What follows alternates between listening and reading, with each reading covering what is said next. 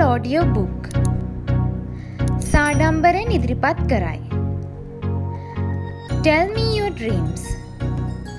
පරිවර්තනය සොරාගත් මතක. 15 වන පරිච්ඡේදය.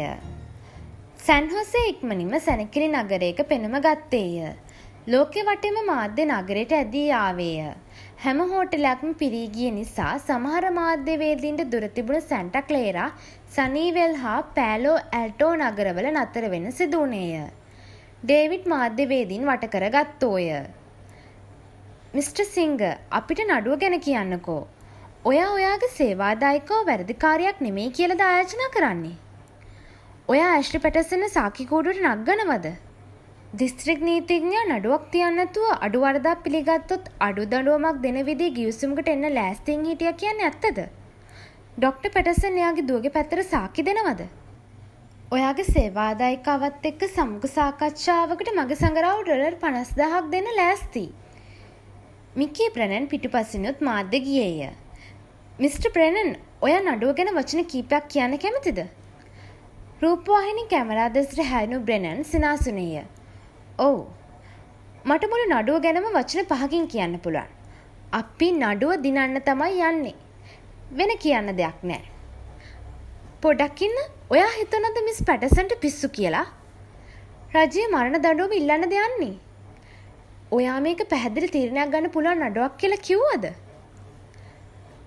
සැන් හොසේ වල උසාවියට ළඟින් තමන්ගේ සාක්ෂිකාරයන් සමග කතා බහ කර ඔවුන් නඩුව සඳහා සූදානම් කරන්න පුළුවන් කාර්යාලයක් ඩේවිඩ් කුලියට ගත්තේය. නඩුව පටන් ගන්නා තුර සැන්ඩ්‍රා සැන් ෆ්‍රැන්සිස්කෝවල ක්වීලර්ගේ කාර්යාලයේ සිට වැඩ කරන්න ඕනෑ කියා ඔහු තීරණය කළේය. ඩොක්ටර් සේලම් සැන් හොසේ වලට ඇවිත් තිබුණේය. ඔයා ආයේ ඇෂ්ලිව මෝහනය කරන්න ඕනේ, ඩේවිඩ් කීවේය. නඩුව පටන් ගන්න කලින් අපි එයාගෙනුයි එයාගේ ද්විතීයික පාර්ශ්වවලිනුයි දැනගන්න පුළුවන් ඔක්කොම තොරතුරු දැනගමු. ප්‍රාන්ත රැඳුම් හලේ තිබුණු හිර කූඩුවක ඔවුහු ඇෂ්ලිව මුණ ගැසුණෝය. ඇය තමන්ගේ බය හංගා ගන්න ලොකු උත්සාහයක් දරමින් සිටියාය. ඩේවිඩ්ට ඇය විශාල ලොරියක ඉදිරිපස ප්‍රධාන පහන්වල එළියට ගිනි කන වැටී සිරවුණු මුවෙක් වාගේ පෙනුනේය. සුබෝදෑසනක් ඇෂ්ලි. ඔයාට ඩොක්ටර් සේලම්ව මතකද? ඇෂ්ලි ඉහළට පහළට හිස වැනුවාය. එයා ඔයාව ආයේ මෝහනය කරන්න යන්නේ. ඒකට කමක් නැද්ද? ඇෂ්ලි, එයා අනිත් අයට කතා කරන්නද යන්නේ? ඇසුවාය. ඔව්, කමක් නැද්ද? කමක් නෑ. ඒත් මට ඒගොල්ලොත් එක්ක කතා කරන්න ඕනේ නෑ. ඒකට කමක් නෑ. ඔයා ඒගොල්ලොත් එක්ක කතා කරන්න ඕනේ නෑ. මම මේකට පොඩ්ඩක්වත් කැමති නෑ. ඇෂ්ලි තරහෙන් පිපුරුවාය. මන් දන්නවා. ඩේවිඩ් සනසලිදායක ස්වරයකින් කීවේය. වද වෙන්න එපා. ඒක ඉක්මනට ඉවර වෙනවා. ඔහු ඩොක්ටර් සේලම් දෙස බලා හිස ඉහළ පහළ වැනුවේය. සංසුම් වෙන්න ඇෂ්ලි. මතක් කරගන්න මේක කොච්චර ලේසියෙන් කළාද කියලා. ඔයාගේ ස්වහාගෙන සංසුම් වෙන්න. ඔයාගේ මනස හිස් කරගන්න බලන්න. ඔයාගේ ඇඟ සංසුම් වෙන හැටි දැනෙන්න දෙන්න. මගේ කටහඬට ඇහුම්කන් දෙන්න. අනිත් හැමදේම අමතක කරන්න. දැන් ඔයාට ලොකු නිදිමතක් දැනෙනවා. ඔයාගේ ඇස් ගොඩක් බර වෙනවා. ඔයාට දැන් නිදා ගන්නයි ඕනේ. නිදා ගන්නයි ඕනේ. විනාඩි 10කින් ඇය මෝහන නින්දට වැටී සිටියාය. ඩොක්ටර් සේලම් ඩේවිඩ් සංඥා කළේය. ඩේවිඩ් ඇෂ්ලි ළඟට ඇවිදගෙන ගියේය. මං කැමති අලෙට්ට කතා කරන්න. ඔයා ඉන්නවද අලෙට්? ඉතින් ඇෂ්ලිගේ මුහුණ වඩා මෘදු වී ඔවුන් කලින් දැක තිබුණු වෙනස් වීමට ලක් වෙන හැටි ඔවුහු බලා සිටියෝය. ඉන්පසු අර මෘදු කනට මිහිරි ඉතාලියානු උච්චාරණය අහන්න ලැබුණේය. සුබෝදෑසනක්. සුබෝදෑසනක් අලෙත්. ඔයාට කොහොමද? එච්චර හොඳ නෑ. මේක ගොඩක් අමාරු කාලයක්. මේක අපි හැමෝටම අමාරු කාලයක්. ඩේවිඩ් ඇයට සහතික වුණේය. ඒත් හැමදේම හොඳින් වෙයි. මාත් එහෙම වෙයි කියලා හිතනවා. අලෙත්, මං කැමතියි ඔයාගෙන් ප්‍රශ්න ටිකක් අහන්න. ඔව්. ඔයා ජිම් ක්ලියර්ව දැනගෙන හිටියද? නෑ. ඔයා රිචඩ් මෙල්ටන්ව දැනගෙන හිටියද? ඔව්. ඇගේ කටහඬේ ලොකු දුකක් රැඳී තිබුණේය. එයාට උනේ හරිම නරක දෙයක්. ඩේවිඩ් ඩොක්ටර් සේලම් දිහා බැලුවේය. ඔව්, ඒක ගොඩක් නරක දෙයක් තමයි. ඔයා එයාව අන්තිමට දැක්කේ කොයි වෙලාවේද? මං එයාව සෑන් ෆ්‍රැන්සිස්කෝ වලදී මුණ ගැහුණා. අපි කෞතුකාගාරයක් බලන්න ගියා. ඊට පස්සේ අපි රැට කෑවා. මං යන්න කලින් එයා මට එයත් එක්ක එයාගේ ගෙදර එන්න කිව්වා. ඉතින් ඔයා ගියාද? නෑ. ඒත් දැන් නම් මං ගියා නම් කියලා හිතෙනවා. අලෙත් පසුතැවිලි වෙන ආකාරයට කීවාය. සමහර විට මට එයාගේ ජීවිතේ බේර ගන්නත් තිබුණා. පොඩි නිහඬතාවක් ඇති වුණේය. අපි බායි කිව්වා. ඊට පස්සේ මම්මගේ වාහනෙන් කූපටිනෝ වලට ආවා. එතකොට ඒකද ඔයා එයාව අන්තිමට දැක්ක වෙලාව? ඔව්. ස්තුතියි අලෙත්. ඩේවිඩ් තවත් ඇෂ් ළඟට ලං වී ටෝනි, ඔයා ඉන්නවද? ටෝනි, මං ඔයත් එක්ක කතා කරන්න කැමතියි කියා කීවේය. ඔවුන් බලා ඉන්න අතරේ ඇෂ්ලිගේ මුහුණ තවත් අපූර්ව පරිවර්තනයට ලක් වුණේය. ඔවුන්ගේ ඇස් ඉදිරිපිටම ඇගේ පෙනුම වෙනස් වුණේය. ඇගේ පෙනුමට අලුත් ආත්ම විශ්වාසයක්, කාමුක බවක් එකතු වුණේය. ඇය තමන්ගේ අර ගැඹුරු පැහැදිලි කටහඬෙන් සින්දු කියන්න පටන් ගත්තාය. ටවුමේ පාර දිගේ උඩට පහළට, ඊගල් එකේ ඇතුළටයි ඒකෙන් එළියටයි. අන්න එහෙම තමයි සල්ලි වියදම් වෙන්නේ. පොප් ඔන්න වීසල් පැනලා ගියා. ඇය ඩේවිඩ් දෙස බැලුවාය. ඔයා දන්නවද මං ඒ සින්දුව කියන්න කැමති ඇයි කියලා පැටියෝ? නෑ. ඒ මගේ අම්මට ඒ සින්දුව පෙන්වන්න බැරි වුණ නිසා. අම්මා මට වෛර කළා. ඇයි අම්මා ඔයාට වෛර කළේ? දැන් ඉතින් අපිට එයාගෙන් ඒ මොකද කියලා අහන්න බෑනේ නේද? ටෝනි සිනාසුනාය. එයා ඉන්න තැනේ හැටියට ඒක කරන්න බෑ. මට එයාට හරියන විදිහට කිසිම දෙයක් කරන්න බැරි වුණා. ඔයාට මොන වගේ අම්මා කෙනෙක්ද හිටියේ ඩේවිඩ්? මගේ අම්මා ගොඩක් හොඳ කෙනෙක්. එහෙනම් ඉතින් ඔයා වාසනාවන්තයි නේද? ඒක ඉතින් මං හිතන්නේ අපේ ලැබීමේ හැටි තමයි. දෙවියෝ අපිත් එක්ක සෙල්ලම් කරනවා නේද? ඔයා දෙවියෝ ගැන විශ්වාස කරනවද? ඔයා ආගම දහමට ලැබි කෙනෙක්ද ටෝනි? මන් දන්නේ. සමහරට දෙවියෙක් ඇති. එහෙම දෙවියෙක් ඉන්නවා නම් එයා හරිම අමුතු විහිළු තමයි කරන්නේ නේද? අලෙත් තමයි ආගමට දහමට ලැබි කෙනා. එයා හැම සතියෙම පල්ලි යනවා. එතකොට ඔයා? ටෝනි ටිකක් hina වුණාය. ඉතින් එයා පල්ලියේ නම් මාත් පල්ලියේ තමයි. ටෝනි, ඔයා හිතනවද මිනිස්සු මරණ එක හරි කියලා? නෑ, අපොයි නෑ. එහෙනම් ඔයාට මරන්නම වෙනවා නම් ඉතින් කරන්න දෙයක් නෑ. ඩේවිඩ් හා ඩොක්ටර් සෙල්ලම් අතර බැල්මක් හුවමාරු වුණේය. ඔයා මොකක්ද ඒකෙන් කියන්න හදන්නේ? ඇගේ කටහඬේ ස්වරය වෙනස් වුණේය. එක පාටම ඇය Taman විවේචනය වෙන එක නවත්වන අදහසෙන් කතා කරන්න ගත්තාය. ඔයා දන්නවනේ මම මොකද්ද කියන්න හදන්නේ කියලා? මං කියන්නේ හදිසියවත් Tamanව ආරක්ෂා කරගන්න වගේ වුණොත් එහෙම මැරුවට කමක් නෑ කියලා. කවුරු හරි ඔයාට රිද්දනවා නම් වගේ? ඇය කලබල වෙමින් සිටියාය. කවුරු හරි මෝඩෙක් ඔයාට ජරා දේවල් කරන්න යන වෙලාවට වගේ? දැන් ඇය බොහොම හැඟීම්බර වෙමින් සිටියාය. ටෝනි, ඇය කිමිදින්න ගත්තාය. ඇයි ඒගොල්ලන්ට මට මගේ පාඩුවේ ඉන්න දෙන්න බැරි? ඇයි ඒගොල්ලන්ට ඕන උනේ? ඇය කෑ ගහන්න පටන්ගෙන තිබුණාය. ටෝනි, නිශ්ශබ්දතාවයක්. ටෝනි කිසිම උත්තරයක් නොලැබුණේය. ඩොක්ටර් සේලම්, එයා ගිහිල්ලා මං කැමති ඇෂ්ලිව නැගිට්ටවන්න කීවේය. ඩේවිඩ් හුස්මක් හෙළුවේය. හරි. විනාඩි කීපයකට පස්සේ ඇෂ්ලි තමන්ගේ ඇස් අරිමින් සිටියාය. ඔයාට කොහොමද?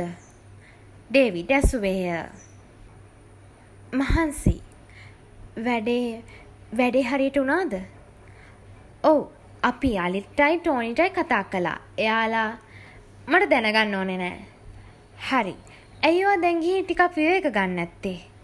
ඇෂ්ලි, මං ආයේ අද හවසට එන්නම් ඔයාව බලන්න. ජේලර්වරියක් ඇයව ඉවතට එක්කාගෙන යන හැටි ඔහු බලා සිටියෝය.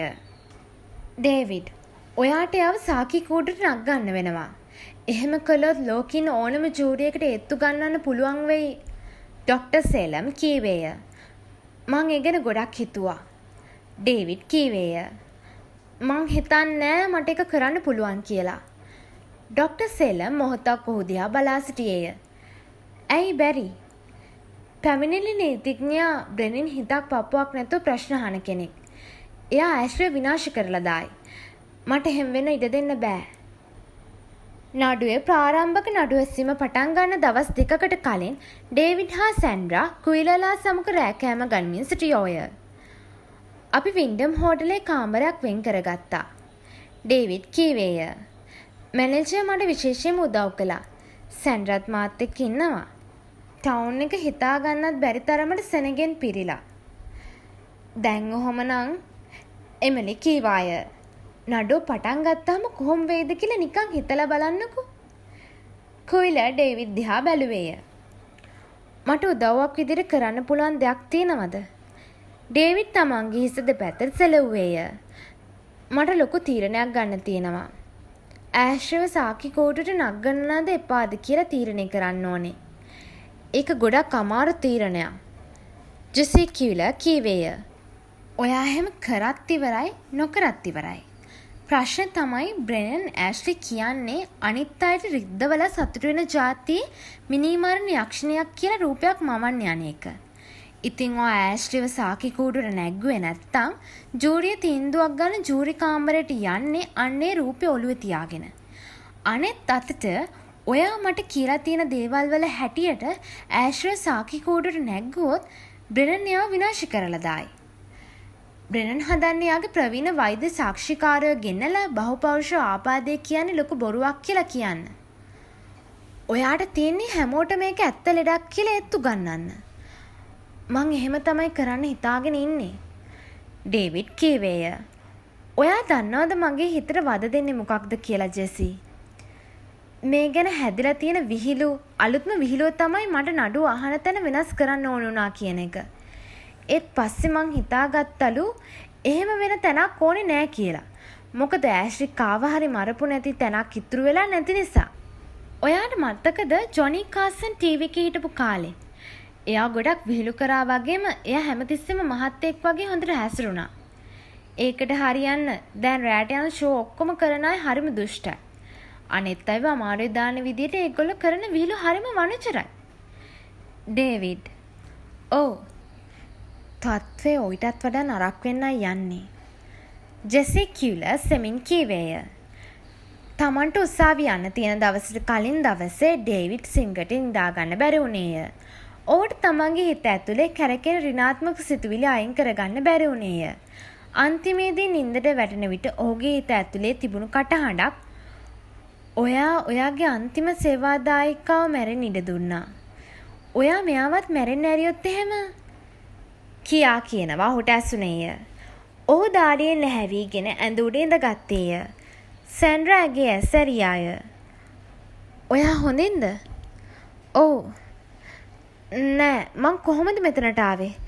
මට කරන්න තිබුණේ ඩොක්ටර් පැටර්සන්ට බෑ කියලා කියන්න විතරයි. ඔහුගේ අත තද කළ සැන්ඩ්‍රා සෙමෙන් ඉතින් ඇයි ඔයා බෑ කිව්වේ නැත්තේ? කියා ඇසුවාය. ඔහු අපහැදිලි පහත් හඬක් නැගුවේය. ඔයා හරි. මට බෑ කියන්න පුළුවන් කමක් තිබුණේ නෑ. එහෙනම් ඉතින් හරිනේ. උදේට ෆ්‍රෙෂ් පිටේ ඉන්න දැන් නිදාගත්තොත් මොකද? ඒක හොඳ අදහසක්. රෑ ඉතිරි කාලේ පුරාවටම ඔහු නිදා නොගත්තේය. විලියම්ස් නඩුකාරවරිය මාධ්‍ය ගැන කියපු දේ නිවැරදි වුණේය. වාර්තාකරුවෝ කිසිම අනුකම්පාවක් නැතිව හැසිරුණෝය. තමන් මරා දැමූ අයව ලිංගික ලෙස විකෘති කළ අනුක්‍රමික මිනිස් ඝාතකයෙක් ලෙස චෝදනා ලබා තිබුණු ලස්සන තරුණියකට විරුද්ධව ඇහෙන නඩු විභාගය ගැන වාර්තා කරන්න කෑදරකමෙන් ලෝකයේ වටේම මාධ්‍යවේදියෝ එකතු වෙමින් සිටියෝය. මිකී බ්‍රෙනන්ට ජිම් ක්ලියරිගේ හා ජෝන් ක්ලෝඩ් පරන්ගේ නම් නඩු විභාගයේදී සඳහන් කරන එක තහනම් වුණු එක ඔහුගේ අමනාපයට හේතුවක් වුණත් මාධ්‍යවේදී ඔහු වෙනුවෙන් ඒ ප්‍රශ්නෙට උත්තරයක් හොයාගෙන තිබුණෝය. රූපවාහිනී සංවාද වැඩසටහන් සංගරා වගේම පත්තර මිනිමැරුම් 5 ගැනත් වෘෂණ කපා අයින් කිරීම ගැනත් බාහිතන විදිහේ කතා ඉදිරිපත් කළේය. ඉතින් මිකී බ්‍රෙනන් ඒ ගැන සතුටු වුණේය. ඩේවිඩ් උසාවි ශාලාවට එන විට එතන ඉදිරිපිට මාධ්‍යවේදීන්ගෙන් පිරී තිබුණේය. ඒ සියලු දෙනාම ඩේවිඩ් වට කර ගත්තෝය. මිස්ටර් සිංගර්, ඔයා තාමත් වැඩ කරන්නේ කින්කේඩ් ටර්නර් රෝසා රිප්ලි ආයතනයේද? මේ පැත්ත බලන්න මිස්ටර් සිංගර්. මේ නඩුව බාරගත්ත කියලා ඔයාව රස්සාවේ නස් කළා කියන්නේ ඇත්තද? ඔයාට පුළුවන් ද අපිට හෙලන් වුඩ්මන් ගැන ටිකක් කියන්න? ඔයා නේද එයාගේ මිනිමැරුම් නඩුවට කතා කළේ? ඇෂ්ලි පැටර්සන් එයා මේ මිනිමැරුම් කළේ ඇයි කියලා කිව්වද? ඔයා ඔයාගේ සේවාදායිකාව සාක්ෂි කූඩුවට නගනවද? මට කියන්න දෙයක් නැහැ. ඩේවිඩ් කෙටි උත්තරයක් දුන්නේය. මිකී බ්‍රෙනන් උසාවි ගොඩනැගිල්ල ළඟට වාහනේ පදවාගෙන ආ වෙලාවේ මාධ්‍යවේදියෝ ඉක්මනින්ම ඔහු වට කරගත්තෝය. මිස්ටර් බ්‍රෙනන්, ඔයා හිතන්නේ නඩුව මොන වගේ වෙයි කියලාද? ඔයා මීට කලින් කවදා හරි බහුපෞරුෂ ආබාධයේ නිර්දෝෂිකමට හේතුවක් කියන විත්තියකට විරුද්ධව නඩුවක් කතා කරලා තියෙනවද? බ්‍රෙනන් ප්‍රසන්න විදිහට hina වුණේය. නෑ, මට විත්තිකාරී ඔක්කොමත් එක්ක කතා කරනකම් ඉවසිල්ලක් නෑ. ඔහු බලාපොරොත්තු වුණු විදිහටම මාධ්‍යවේදියෝ ඒ කතාවට සිනාසුනෝය. එතන ඇති තරම් කට්ටිය ඉන්නවා නම් ඒගොල්ලන්ට පුළුවන් වෙයි ඒගොල්ලන්ටම කියලා බේස්බෝල් ටීම් එකක් හදාගන්න. නැවත වතාවක් සිනාහඬ පැතුරුණේය. මං ඇතුළට යන්න ඕනේ. මං කැමති නෑ එක විත්තිකාරියෙක්ටවත් මං එනකම් බලන් ඉන්න වෙනවට.